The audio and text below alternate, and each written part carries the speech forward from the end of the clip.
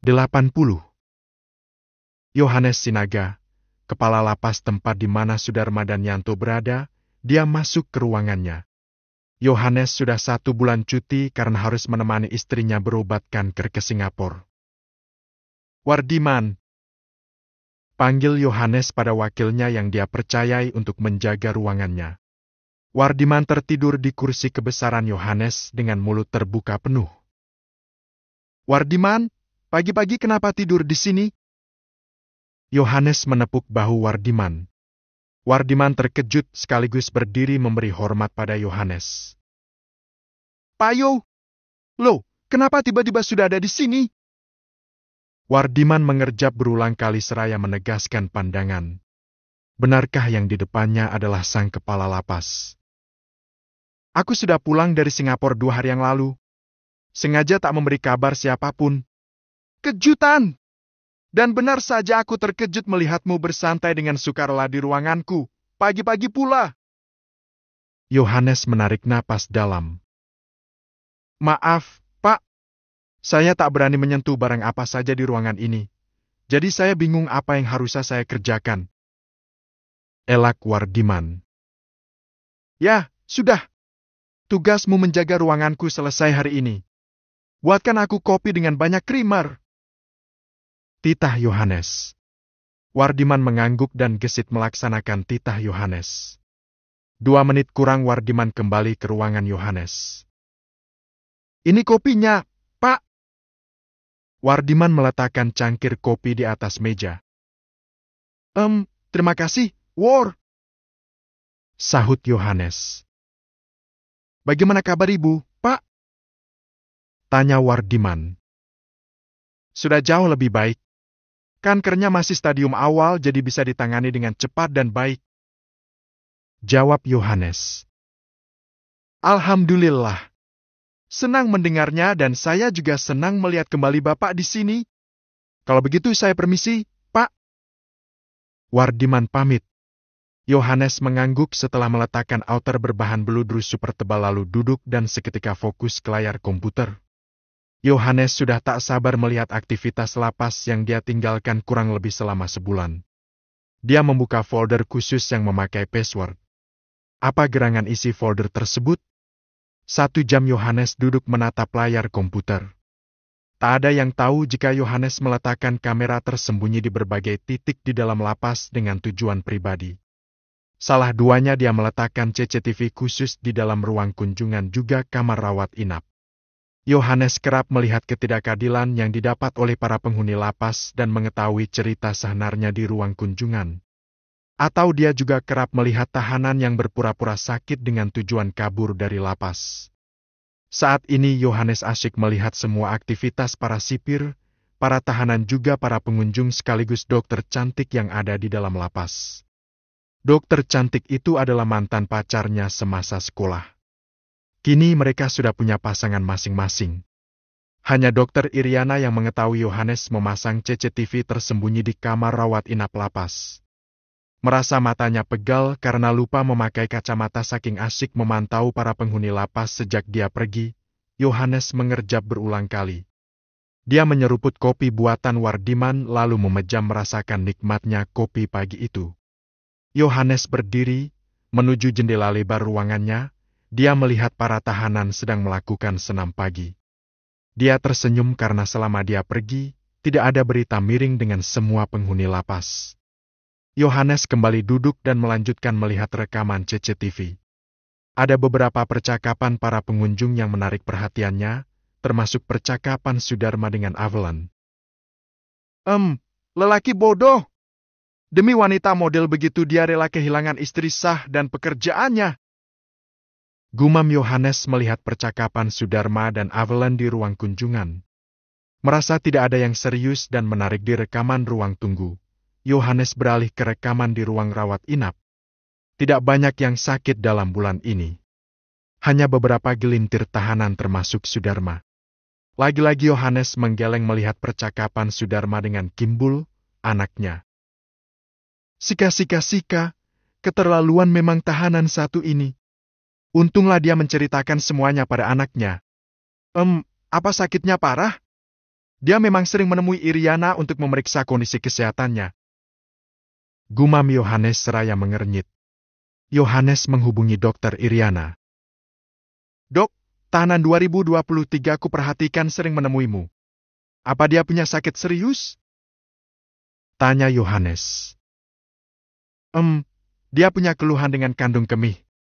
Prostatnya pun memiliki masalah. Jika aku bilang dia mengalami kanker prostat, aku merujuknya untuk mendapatkan perawatan khusus ke rumah sakit besar, tapi dia menolak. Tutur Dokter Iriana. Kanker prostat? Desis Yohanes. Ya. Baiklah, terima kasih informasinya, Dok. Yohanes mengakhiri panggilan dan menuliskan sesuatu di catatan kecilnya. Dia kembali melanjutkan melihat rekaman yang lain.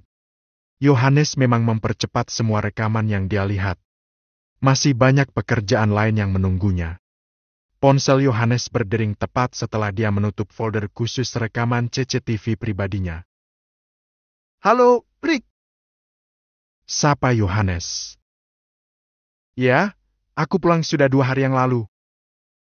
Gelak Yohanes merasa geli karena Erik memprotes kepulangannya yang diam-diam. Aku minta hadiah pernikahan. Canda Rick. Oh iya, aku lupa. Kau sudah sah menjadi suami Dean Polly, wanita hebat dengan karir gemilang itu, ya. Baiklah, sore kita bertemu. Sahut Yohanes. Aku di studio lukisku hingga malam. 1 minggu lagi aku akan mengadakan pameran lukisan. Ucap Rick. Oke, aku akan menemuimu di studio lukismu. Panggilan diakhiri. Sore pun tiba. Yohanes menelpon istrinya dia akan pulang telat karena harus menemui Erik, sahabatnya sejak saat kuliah dulu. Yohanes mengetuk pintu studio Erik. Erik menyambutnya dengan pelukan hangat. Bagaimana keadaan istrimu? Tanya Erik. Sudah jauh lebih baik. Sahut Yohanes. Oh, syukurlah. Ayo, masuk. Aku sudah membuatkanmu kopi dengan banyak krimer kesukaanmu.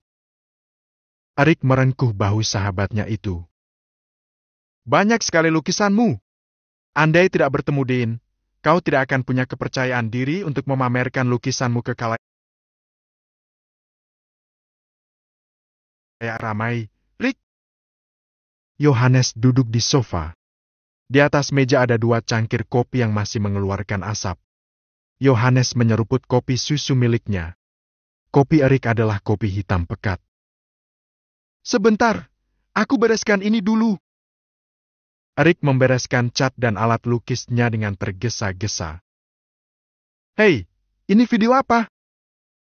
Yohanes memicing, melihat sebuah video yang berputar di layar laptop milik Erik. Itu tadi aku sedang edit video pernikahanku. Rencananya aku akan membuat video pendek tentang perkenalanku dengan Dean hingga kami menikah saat pembukaan pameran lukisan nanti. Yohanes manggut-manggut. Dia melihat video pernikahan Erik dengan seksama. Double party dengan anaknya? Gumam Yohanes. Ya, begitulah. Calon menantunya sudah tidak sabar memiliki anak tiriku. Kakek Erik. Yohanes ikut tersenyum dan tetap fokus melihat acara pernikahan ganda tersebut. Tiba-tiba keningnya berkerut. Saat video memutar para tamu undangan. Dia mengulang adegan para tamu yang menampilkan wajah seorang wanita. Nah, beres. Ujar Erik seraya berjalan menuju Yohanes. Rick, siapa wanita ini? Tamumu atau tamu anakmu? Tanya Yohanes seraya menekan tombol pas tepat saat kamera memindai wajah seorang wanita cantik. Erik duduk di sebelah Yohanes. Oh, itu kalau tidak salah tamunya Sean atau Ajisaka. Jawab Erik. Kau kenal siapa dia? Tanya Yohanes antusias. Namanya Avelan, Dean bilang dia itu mantan sekretarisnya Ajisaka. Kau kenal dia? Erik balik bertanya. Yohanes tampak berpikir. Dia mengenali wajah Avelan dengan wajah wanita yang mengunjungi Sudharma. Apa perempuan ini baik-baik saja selama acara pernikahanmu? Selidik Yohanes. Erik mengangguk heran. Kenapa dengannya? Kenapa wajahmu tegang seperti itu? Ah, sudahlah. Aku harus memastikannya besok karena... Ponsel Yohanes berdering. Anak keempatnya masih berusia 5 tahun merengek agar dirinya cepat pulang. Pak, Vino tak henti-henti menangis. Apa kamu masih lama di studio, Erik? Tanya istri Yohanes di seberang telepon. Baiklah, aku pulang sekarang. Jawab Yohanes. Anakmu merindukan ayahnya setelah 1 bulan ditinggalkan. Ujar Erik. Iya, memang. Sejak aku pulang, anak bungsuku terus saja menempel padaku. Bahkan tadi aku tidak diperbolehkan kerja. Baiklah, aku pulang dulu. Besok aku kesini lagi besok bersama anakku. Yohanes berpamitan. Aku saja yang ke rumahmu besok, aku harus menjenguk istrimu. Ujar Erik. Yohanes berpelukan dengan Erik. Sepanjang perjalanan pulang, Yohanes terus saja memikirkan Avelan. Pikirannya gundah. Rekaman Avelan di lapas tadi memang tidak berpengaruh apa-apa, tapi setelah melihat Avelan di acara pernikahan Erik, pikirannya berubah. Dia ingat percakapan Avelan dengan Sudarma. Keesokan harinya Yohanes berangkat pagi-pagi sekali, sebelum drama larangan anak bungsunya yang pasti menyebabkan dia telat berangkat. Yohanes lekas membuka kembali rekaman Avelan untuk meyakinkan sesuatu. Lalu beralih ke rekaman percakapan Kimbul dan Sudarma di kamar rawat inap. Yohanes termenung beberapa saat. Lalu dia memutuskan untuk mengirim pesan pada Erik. Ini entah berguna atau tidak. Cobalah kau putar dan dengarkan baik-baik percakapan dalam video yang kukirim. Yohanes mengirim pesan beserta 2 video Sudarma pada Erik. Erik sedang berada di kamar dengan Dean. Dia membuka pesan dari Yohanes. Lama dia melihat video kiriman sahabatnya itu. Pa, lihat apa? Sih, serius sekali wajahmu. Kau tegur Dan yang sedang merias wajahnya. Dia melihat wajah Erik sedikit tegang dari dalam cermin. Erik mendongak. Wajahnya benar-benar tegang. Ma, sepertinya kau harus lihat ini. Erik berjalan menghampiri Dan. Beberapa saat Dan pun melihat kiriman video dari Yohanes. Pa, ini kamu dapat rekaman ini dari siapa? Dan terbelalak kaget. Dari Yohanes. Sahabat papa yang menjabat sebagai kepala lapas itu? Tanya Dan. Erik mengangguk. Ya, Tuhan! Pekik Dan. Aku harus memberitahu video ini pada Sean dan Aji Saka, Pa. Ucap Dan serius. Ya, memang harus. Untung saja kebiasaan rahasia Yohanes memata-matai para penghuni lapas sangat berguna ternyata. Ah, ponsel Aji Saka hilang kemarin. Mama belum tahu nomor barunya. Coba tolong kirim video itu ke nomorku, biar aku kirim ke Sean. Ucap Dan. Erik mengangguk patuh. Jam 10 pagi Aji Saka sedang bersama Saskia di sebuah restoran. Ponsel papa hilang kemarin. Untung saja kamu dapat nomor baru papa dari kakakmu Sean. Ucap Aji Saka tersenyum pada Saskia. Papa senang identitasku kini sudah diketahui keluarga papa. Tanya Saskia. Ya, tentu saja. Meski memang papa tidak pernah sekalipun mencintai mamamu, kamu tetap anakku. Darah dagingku. Sean harus tahu dia punya seorang adik. Jawab Aji Saka lembut. Terima kasih, papa mau makan siang denganku meski ini masih belum siang. Aku senang hubungan kita sekarang sudah tak lagi disembunyikan.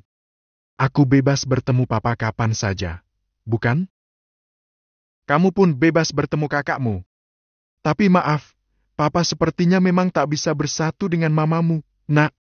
Hubungan kami memang hanya terjadi dalam semalam. Aji Saka tampak bersungguh-sungguh dengan ucapannya. Sosok Sherindita masih dan akan terus mengekal dalam hati Aji Saka. Saskia tersenyum. Dia senang Aji Saka tetaplah menganggapnya darah dagingnya bahkan mengungkap identitasnya pada keluarganya. Aji Saka sangat bertanggung jawab dengan apa yang sudah terjadi padanya. Nak, setengah jam lagi papa harus bertemu para investor. Tidak apa-apa, kan? Ucap Haji Saka. Tidak apa-apa. Maaf sudah meminta waktu Papa di sela-sela kesibukan Papa. Sahut Saskia. Tidak masalah, Papa senang kita bisa bersama seperti ini. Ucap Haji Saka seraya beranjak dari duduknya lalu mengecup-kucup kepala Saskia. Papa transfer sejumlah uang nanti. Jangan bilang mamamu, pakailah untuk keperluanmu, ya. Bisik Haji Saka. Saskia mengangguk senang, dia mencium punggung tangan Haji Saka. Setelah Haji Saka benar-benar pergi, Saskia mengambil gelas minuman Haji Saka yang sudah tandas isinya. Dia memasukkan gelas tersebut ke kantong plastik. Maaf, Pa. Aku harus memastikan apa benar aku anakmu. Papa tidak tahu Mama sejahat apa. Pa, aku malu lahir dari rahim wanita bernama Avelan. Gumam Saskia dengan wajah sangat tertekan. Saskia meninggalkan restoran, dia membawa hande jas warna silvernya menuju rumah sakit milik Gloria, tantenya Sean. Tante, aku minta dengan sangat, tolong rahasiakan permintaanku untuk tes DNA. Mohon Saskia pada Gloria, tantenya Sean. Setelah belasan tahun kamu kini meragukan Haji Saka adalah ayahmu?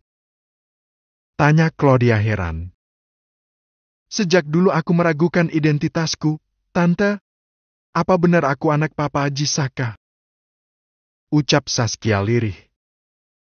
Tapi wajahmu setelah semakin besar mirip Haji, Sas. Sanggah Claudia. Tante, aku pernah melakukan operasi wajah di Seoul saat aku mengalami kecelakaan hebat. Wajah asliku tidak seperti ini, Tante. Ah, sudahlah. Aku hanya perlu hasil tes DNA yang akurat.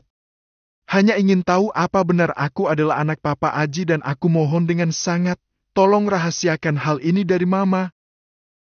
Mohon Saskia dengan sungguh-sungguh. Claudia menarik napas dalam. Baiklah, nanti aku serahkan cangkir bekas minum Haji dan sikat gigi milikmu untuk diperiksa. Terima kasih, Tante. Aku permisi. Saskia memeluk Claudia lalu berpamitan. 81.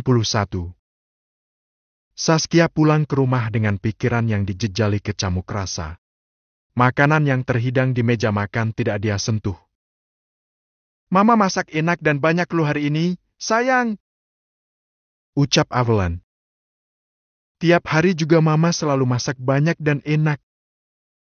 Jawab Saskia malas. Dia masuk kamar lalu menguncinya. Avelan merasa heran dengan wajah murung Saskia. Dia mengetuk pintu kamar anaknya itu. Kamu kenapa, Nak? Mama sudah 1 jam lo nunggu kamu biar bisa makan sama-sama. Ya, silakan Mama makan duluan. Aku nanti saja. Sahut Saskia dari dalam kamar. Avelan menghela napas. Ada apa dengan anaknya itu? Dia menuju meja makan lalu makan sendirian. Perutnya terasa sangat lapar. Sementara itu di kamarnya, Saskia hanya memandangi ponselnya yang menyala. Sejak tadi Aleska menelponnya tapi dia enggan mengangkat. Bukan enggan, lebih tepatnya menghindar. Saskia merasa gundah. Dia mencemaskan hasil tes DNA yang akan dia terima. Saskia menyukai Haji Saka dan juga Sean. Tapi andai hasil tes DNA menunjukkan ketidakcocokan di antara mereka, Saskia sudah merasa lebih dulu patah hati. Kia, sayang. Mama sudah makan dari 2 jam yang lalu. Makanannya sudah dingin semua. Panggil Avelan. Saskia tak menyahut. Dia tetap telentang menatap langit-langit kamar. Ingin berteriak sekeras mungkin kenapa harus Avelan yang menjadi ibunya? Karena merasa suntuknya tak jua mereda, Saskia menyalakan musik dengan full volume dan mengenakan headset agar suara panggilan Avelan tak lagi terdengar olehnya. Danisha duduk istirahat di sebelah Davin yang sedang meminum es teh manis buatan Nengsih, ibu pemilik warteg depan panti asuhan Sanggera Loka. Capek dari tadi berdiri terus. Keluh Danisha pelan. Ke mall seharian juga berdiri, Ma, lebih capek karena harus jalan sini jalan sana. Tapi di sini, capek kita terbayar oleh senyum-senyum para pejuang nafkah yang perutnya merasa kenyang. Lihat senyum anak-anak jalanan juga para pengemis itu. Apa sedikit saja hati Mama tidak tergetar melihat senyum tulus dan doa yang mereka langitkan untuk kita? Ucap Davin. Danisha diam. Jauh di hati kecilnya Danisha merasa ringan tiada beban. Tidak ada tuntutan harus tampil sempurna dan menjadi yang terunggul dari manusia lainnya. Danisha merasa lelah tapi juga sekaligus lega sudah memberi bantuan tanpa embel-embel pujian dan sanjungan. Perasaan Mama rileks, bukan? Baksos di warteg ini tidak ada tuntutan harus pamer di medsos, tidak pula ada senyum palsu yang Mama lihat dari si pemberi. Mereka memang lusuh tapi tetap higienis. Buktinya dari pagi sampai sore Mama tetap nyaman dengan baju sederhana itu, tanpa riasan wajah atau sorotan media. Bersama orang-orang ini, Mama bisa jadi diri sendiri tanpa rasa malu apalagi takut dicibir. Perasaan Mama jauh lebih tenang, bukan?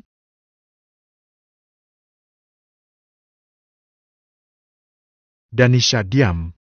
Semua ucapan Davin memang benar adanya. Hatinya merasa tenang. Mama sudah bantu Papa di sini. Kartu kredit Mama nggak usah diblokir lagi, ya? Cicit Danisha. Enggak, tetap Papa blokir. Pa, besok ada launching mall baru suaminya teman Mama. Harus belanja ini itu pastinya. Rajuk Danisha. Tidak usah datang ke acara itu. Diam di rumah. Larang Davin. Gak bisa, Pah. Mau ditaruh di mana muka Mama? Nah, lagi-lagi ngurusin muka. Kalau Papa melarang Mama bergaul dengan mereka lagi gimana? Mama mau mematuhinya atau tidak? Tantang Davin. Danisha melongo. Salah mereka apa sampai Mama jauhi mereka?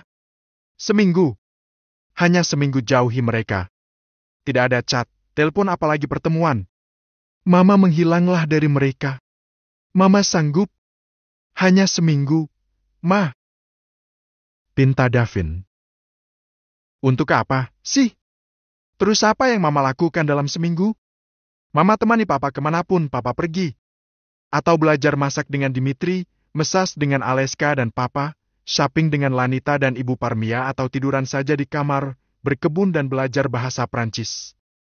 Masih banyak hal penting lainnya yang bisa Mama lakukan tanpa teman-teman sosialitamu, Ma. Danisha kembali terdiam. Bisa? Tanya Davin lembut seraya meremas jemari tangan Danisha lembut. Danisha mengangguk lemah. Pada siapa lagi Danisha bergantung selain pada suaminya sendiri? 2 hari sudah Aleska tidak bisa menghubungi Saskia. Kemana gerangan kekasihnya itu? Les? Kenapa mukanya ditekuk gitu? Tanya Lani. Dia menghilang. Jawab Aleska. Sudah cek ke rumahnya? Aleska mengangguk. Tak ada siapapun. Kosong. Kemana gerangan dia? Aleska hanya mengedikkan bahu. Di kampus tidak ada. Di rumahnya kosong. Telepon tak pernah diangkat bahkan chat pun tidak dia buka. Keluh Aleska. Mamanya pun raib. Gak bisa ditelepon? Bisa, tapi Tante Eve bilang Kia sedang tidak bisa diganggu. Sudah, itu saja. Mengesalkan. Gerutu Aleska. Lani menatap prihatin pada Aleska. Ingin sekali dia bercerita tentang video yang dia lihat bersama Sean tapi rasanya tak tega. Apalagi Sean sudah mewanti-wanti Lani untuk tetap bungkam sampai Davin memberinya izin. Davin meminta Sean tidak menceritakan tentang status Saskia dan Evelyn pada Danisha ataupun Aleska. Dia meminta waktu 1 minggu. Sementara Aji Saka yang terkejut dengan isi video segera menghubungi Evelyn. Karena sama-sama super sibuk, Sean baru mengirim video kiriman Dean sehari setelah dia menerimanya. Aji Saka sedang berada di Bengkulu saat itu dan video dari Sean baru dibuka sehari setelah Sean mengiriminya. Aji Saka segera terbang ke Jakarta setelah melihat video kiriman Sean. Pintu rumah Evelyn diketuk beberapa orang petugas kepolisian. Kebetulan sekali Eve ada di rumah. Maaf, Anda Nyonya Evelyn? Tanya salah seorang petugas kepolisian. Iya, benar. Ini ada apa? Ya? Evelyn tegang. Maaf, Anda kami tangkap karena dianggap sebagai dalang pembunuhan terencana Nyonya Tiara Sherindita. Petugas tersebut langsung memborgol kedua tangan Eve. Eve tentu saja memberontak. Tunggu, hei! Ini fitnah! Aku seorang janda dan hidup belasan tahun hanya dengan anak gadisku, mana bisa jadi dalang pembunuhan siapa tadi? Evelyn memberontak dan mengelak. Silakan ikut kami dan berikan kesaksian dengan sukarela atau Anda bisa memanggil pengacara Anda. Bukti otentik sudah berada di tangan kami. Para petugas kepolisian menyeret Evelyn. Sementara di sudut lain, Saskia mengintip penangkapan Evelyn dengan tatapan tanpa ekspresi. Pergilah, Ma. Pertanggungjawabkan apa yang sudah Mama lakukan selama ini. Aku ikhlas. Hukum harus tetap berjalan meski kau adalah mamaku. Saskia mengunci pintu setelah rumahnya kembali hening. Dia segera masuk kamar dan menata baju-bajunya ke dalam koper besar. Kantor polisi. 2 orang petugas polisi ditemani Aji Saka dan Sean melihat dengan tatapan mengintimidasi ke arah Evelyn. Salah satu petugas polisi memperlihatkan video kunjungan Evelyn pada Sudarma. Sebentar lagi aku akan menjadi istri Aji Saka. Identitas Saskia akan diakui di depan keluarganya. Aku tak bisa lagi datang ke sini hanya untuk memberimu kepuasan. Sudah cukup aku memberimu kesenangan dengan tubuhku, Dharma. Tapi Saskia adalah anakku, Eve. Mungkin kau berhasil mengelabui Aji Saka dengan hasil tes DNA palsu dan memfitnah Aji Saka malam itu. Tapi dia sama sekali tidak menyentuhmu, bukan? Saskia adalah anakku, darah dagingku. Sanggah Sudarma. Tutup mulutmu. Diam dan hiduplah tenang di dalam sini. Kau bilang akan melakukan apapun untuk kebahagiaanku. Sebentar lagi mimpiku akan terwujud. Sentak Evelyn sedikit memelan. Aku sudah mengabaikan anak istriku demi kamu, Eve. Masih juga kau tetap mengharapkan Aji Saka? Bukankah kau hanya ingin uangnya saja? Aku sudah menyingkirkan Nyonya Sharon atas perintahmu memberinya racun sedikit demi sedikit. Kau bilang kau akan tetap bersamaku. Apa emas yang aku kumpulkan belum cukup? Sudarma tampak menghibah. Evelyn tersenyum meremehkan. Hanya 6 batang emas kau banggakan? 1 batangnya seharga 1 miliar, Eve. Sanggah Sudarma. Uang 6 miliarmu tak ada apa-apanya dengan harta Aji Saka. Evelyn tertawa. Sudarma terdiam. Dia menatap Evelyn lekat. Aku sudah mengkhianati tuanku, meracuni nyonyaku, mengabaikan anak istriku demi memilikimu, menghabiskan waktu di penjara dan kini kau hendak membuangku. Kau sangat keterlaluan, Eve. Napas Sudarma mulai tersengal karena menahan emosi. Hei, tiap bulan aku kesini memberimu jatah menikmati tubuhku, apa kurang puas? Sentak Evelyn. Sudarma menunduk, tubuhnya tergetar. Petugas polisi meraih laptop lalu menutup video percakapan Evelyn dengan Sudarma di ruang kunjungan.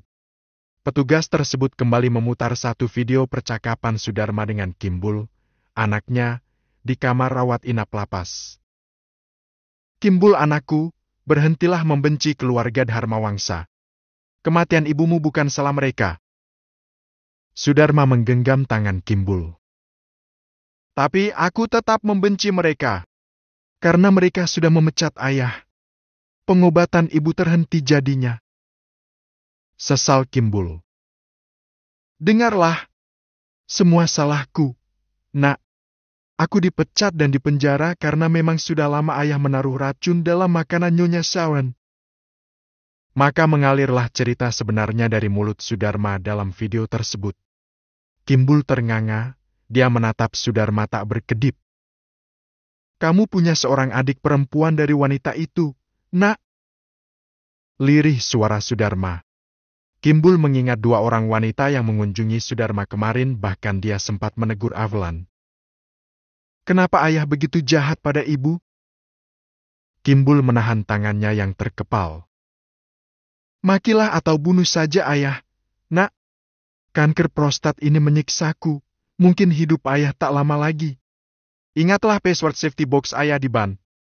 Ambillah semua emas ayah, pakailah untuk memulai hidup baru. Jangan pernah memaafkan ayah. Aku harus membuat perhitungan dengan kedua wanita itu, ya. Wajah Kimbul mengeras. Sudarma menggeleng. Saskia darah dagingku, dia tidak bersalah. Jangan kau hidup dengan rasa dendam. Saskia tidak bersalah. Aku dan mamanya yang bersalah, Nak. Sudarma mencegah Kimbul yang hendak menyakiti Saskia. Paling tidak aku akan membuat wanita iblis itu membusuk di penjara. Dia adalahnya kenapa ayah diam saja selama ini. Sebesar itu rasa cinta ayah pada wanita iblis seperti dia. Kimbul meraung di kamar rawat inap. Petugas polisi kembali mengambil laptop yang diarahkan pada Avalon. Mau menyanggah apa lagi, If? Tanya Aji Saka seraya bersidekap. Avalon melihat Aji Saka dengan mata nyalang. Aku seperti itu karena aku mencintaimu, Aji. Cintaku lebih besar dari Sherindita. Pekik Avalon.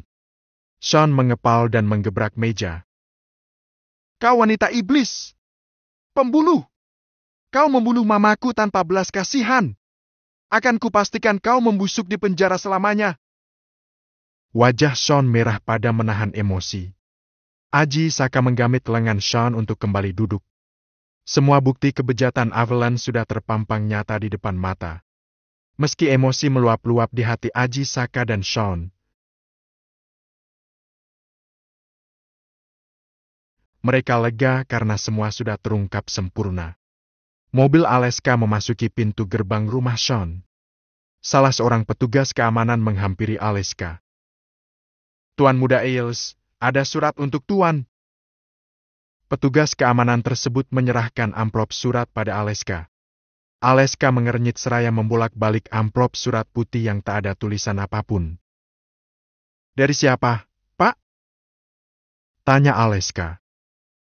Hanya seseorang berkendara motor dengan pakaian serba hitam, bermasker dan helm hitam, Tuan. Jawab petugas keamanan sopan. Baiklah. Terima kasih, ya. Aleska tersenyum seraya melajukan mobil. Petugas keamanan rumah Sean tersebut mengangguk sopan. Aleska segera masuk rumah menuju kamarnya. Dia sudah tidak sabar siapa pengirim surat tanpa nama tersebut. Di kamarnya Aleska segera duduk di tepi tempat tidur. Dia membuka surat dengan penasaran. Dear Ailes, aku harus pergi dan jauh. Jangan mencariku karena aku tak ingin dicari. Jangan pula merinduiku karena aku sudah melepaskan semua harapan yang pernah tercipta. Jangan pula memaafkan aku karena dengan lancang sudah merasuki hidupmu dan lalu menghilang tanpa ingin lagi bertemu. Jaga dirimu, tertawalah sepanjang waktu. Jangan penasaran kenapa aku pergi tanpa satu pun alasan. Aku hanya harus pergi. Oh, ini sama sekali bukan karena mamamu. Aku pergi karena memang ini inginku. Aku mencintaimu, selalu. Dimanapun aku berada. Tetaplah dengan senyum untuk membuka hati pada yang lain. Selamat tinggal, Ailes. Terima kasih sudah memberi kenangan manis dalam hidupku. Saskia. Aleska terhenyak membaca surat tersebut. Seluruh persendiannya lemas. Dia meremas surat Saskia dengan perasaan kehilangan yang teramat sangat. Di dalam pesawat yang sudah lepas landas, Saskia memandangi langit biru dari jendela dengan perasaan hampa luar biasa. Saskia tersenyum tipis seraya mengelus perutnya. Nak, tetaplah sehat hingga 9 bulan ke depan. Kita akan tetap bertahan hidup tanpa papamu.